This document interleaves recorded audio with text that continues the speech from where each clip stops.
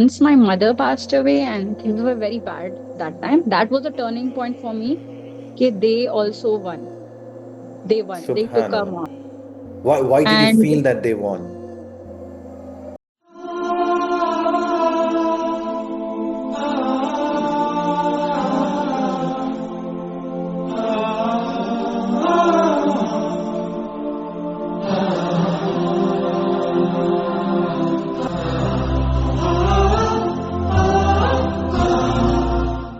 she was the only leader figure in our house. Fighting back with the black Yeah. magic?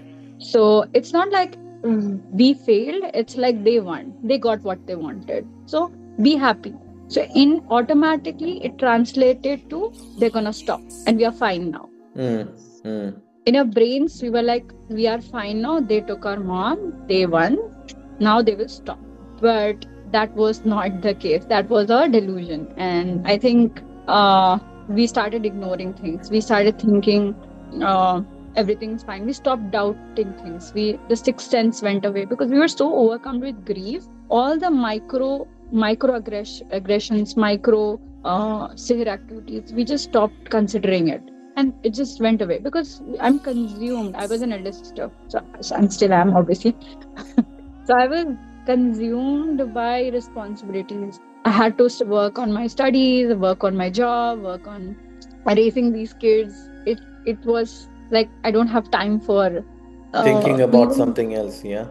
yeah, there's no space in our heads to even recognize anything. So they were also very sharp. I think they people knew that this daughter knows. Like I, when my before my mom passed away, I had a dream and I knew someone was gonna die. I knew it, and I told my father, "Okay, someone's gonna die," and he didn't believe. I think he also knew, but we didn't know who it was. I never expected it would be my mom. That made me hate my sixth sense Oh my because goodness. Mm. so I used to think, why am I so as a teenager you think you are predicting the future. You don't understand it is Allah's warning. Here is one thing I would add to our viewers is yes, there are people who will have those kind of sixth sense or dreams, then that tells them exactly what's going to happen in the future. And I've met a couple of people like them, you included in that one, that do have those kind of dreams that actually tell them beforehand what's going to happen.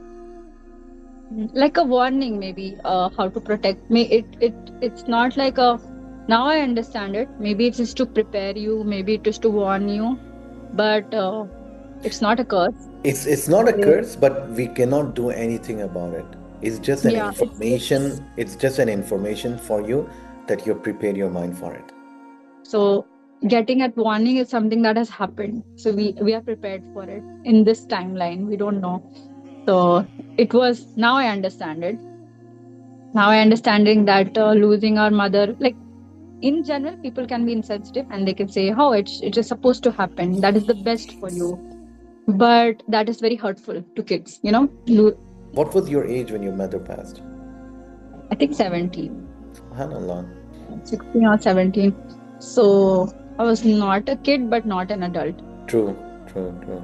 So what I understand is, even though the sixth sense, we eventually, the people who get it have to accept it and learn from what is actually happening. Not take it as a negative thing, because not ignore it also, because it's not coming from nowhere.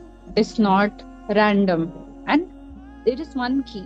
There's a differentiation between Paspasa and Allah's warning. That has to be tapped in. It is Wow. hard, it is very hard, but once you differentiate between it, you can focus. You can really focus. Because That's quite what amazing actually. A lot of what time we Shaitan get tries warnings to from Allah. what Shaitan tries to do is blur the line and think, oh, this is from Shaitan and you are overthinking, gaslight you. That used to happen. And then people used to judge me. So now, the most important point over here we learn is uh, you understood that your enemies got what they wanted and they would down now everything will settle Automatically. automatically, which doesn't happen in the spiritual ailments. Doesn't happen. It is still a continuation until we do something about it. That's number one.